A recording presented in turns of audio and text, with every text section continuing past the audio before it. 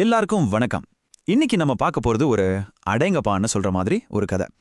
ஜீரோல ஆரம்பிச்சு இன்னைக்கு 3 கோடி சப்ஸ்கிரைபர்ஸை தாண்டி ஒரு குளோபல் சூப்பர் ஸ்டாரா இருக்கிற ஐஷோ ஸ்பீடை பத்தி தான் நாம முழுசா தெரிஞ்சுக்க போறோம்.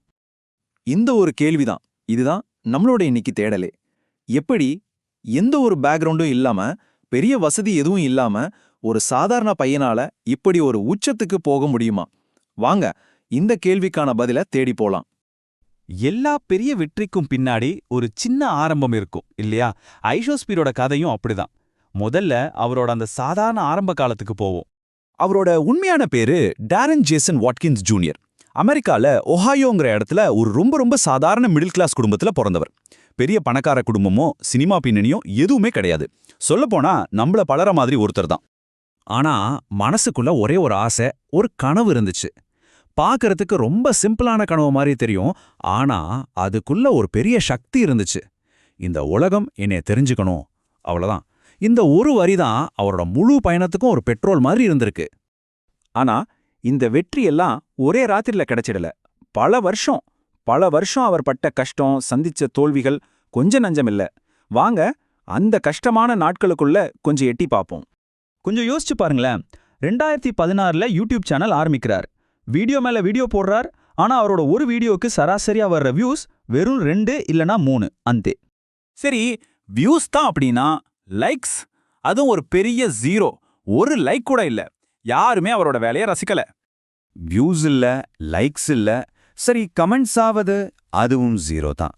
பல வருஷமா அவர் ஒரு காலியான ரூம்ல தனியா உட்காந்து கேமரா பார்த்து பேசிட்டு இருந்தா எப்படி இருக்குமோ அப்படித்தான் இருந்திருக்கு அவரோட நிலைமை.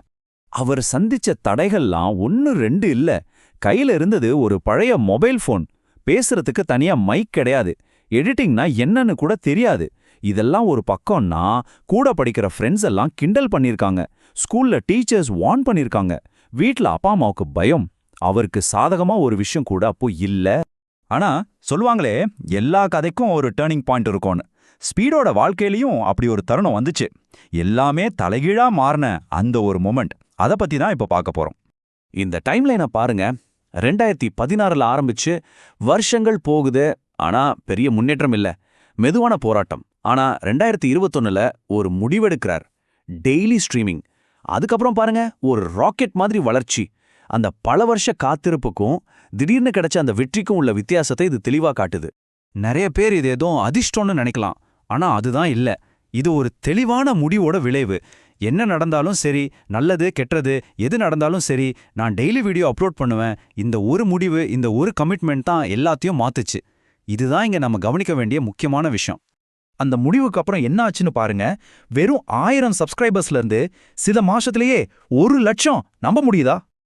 அந்த வளர்ச்சி அதோட நிக்கவே இல்ல. 1 லட்சத்துல இருந்து அடுத்த டார்கெட் 10 லட்சம், அதாவது 1 மில்லியன். அந்த மைல்கல்ல தொடறதுக்கு ரொம்ப நாள் எடுத்துக்கல. இது ஒரு பயங்கரமான வேகம். இன்னைக்கு அவரோட சப்ஸ்கிரைபர் கவுண்ட் 3 கோடியே தாண்டி போய்கிட்டே இருக்கு. ஜீரோல ஆரம்பிச்ச ஒரு பயணம் இன்னைக்கு உலகமே திரும்பி பார்க்கிற ஒரு பிரம்மாண்டமா வளர்ந்து நிக்குது. சரி, என்ன நடந்ததுன்னு பார்த்துட்டோம். இந்த வளர்ச்சி எப்படி வந்துச்சுன்னு பார்த்துட்டோம். ஆனா ஏன் நடந்தது? எப்படி ஒருத்தரால இவ்ளோ மக்களை ஈர்க்க முடிஞ்சது? அவரோட அந்த வெற்றி ஃபார்முலா என்ன? அதை கொஞ்சம் அலசி பார்ப்போம்.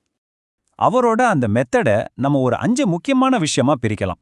1, அவரு உண்மையா இருந்தார். நடிப்புங்கிறதுக்கு அங்க இடமே இல்ல. 2, அவரோட எமோஷன்ஸை அப்படியே ஃபில்டர் பண்ணாம காட்டினார். கோபம்னா கோபம், சந்தோஷம்னா சந்தோஷம். 3வது, அந்த கன்சிஸ்டன்சி, தினம் வீடியோ போடுறது. 4வது, மத்தவங்கள காப்பி அடிக்காம அவரே ஒரு ட்ரெண்ட் செட்டரா இருந்தார். கடைசியா, ரொம்ப முக்கியமா, தன்னோட ஆடியன்ஸ் கிட்ட நேரடியா பேசினாரு. அவங்கள ஒருத்தரா மாறினார். இது எல்லாத்தையும் பார்க்குற மக்களுக்கு மனசுல என்ன தோணுச்சு தெரியுமா? அடா, இந்த பையன் நம்மள மாதிரி தானே இருக்கான்.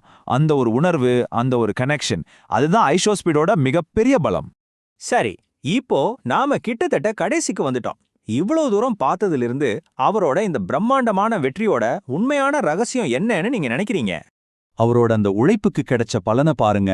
இன்னைக்கு யூடியூப் ஆட்ஸ், பெரிய brand deals, music, merchandise, live ஈவெண்ட்ஸ்னு பல வழிகள்ல அவரோட வெற்றி ஒரு பெரிய சாம்ராஜ்யமா வளர்ந்து நிக்குது.